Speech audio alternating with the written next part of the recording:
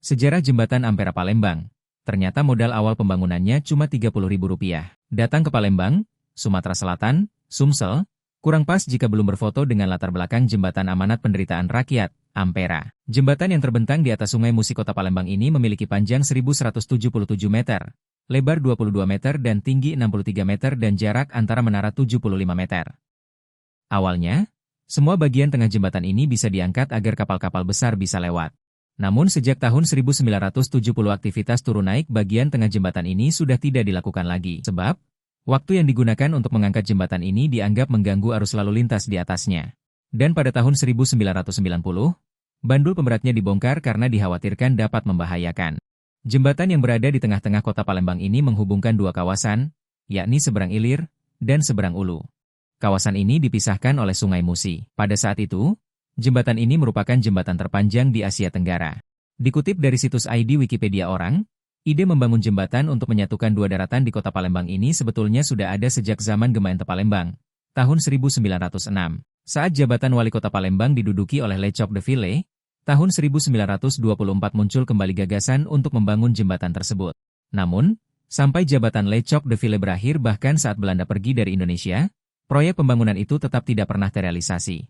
Kemudian, pada masa kemerdekaan, gagasan itu kembali muncul. DPRD Peralihan Kota Besar Palembang kembali mengusulkan lagi pembangunan jembatan saat sidang pleno yang berlangsung pada 29 Oktober 1956. Pembangunan jembatan ini terbilang cukup nekat. Sebab, pada saat itu anggaran yang dimiliki Kota Palembang yang akan digunakan sebagai modal awal membangun jembatan sekitar Rp30.000.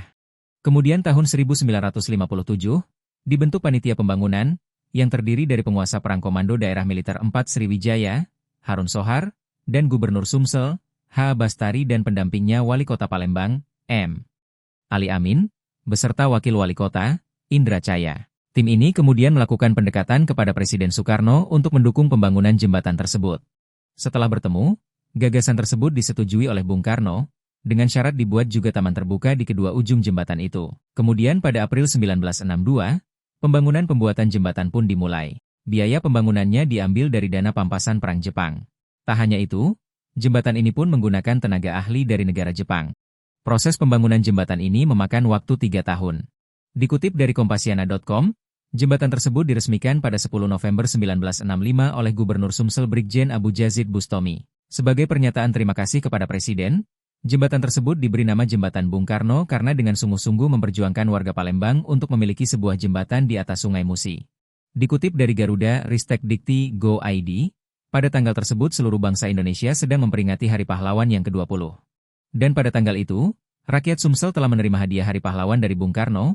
Hadiah itu berupa sebuah jembatan yang megah di jantung kota Palembang dan menjadi kebanggaan rakyat Sumsel yang diberi nama Jembatan Bung Karno. Namun pada tahun 1966 terjadi pergolakan gerakan anti-Soekarno. Nama jembatan yang mengambil dari nama Presiden RI pun diubah menjadi Jembatan Ampera yang artinya amanat penderitaan rakyat hingga sekarang.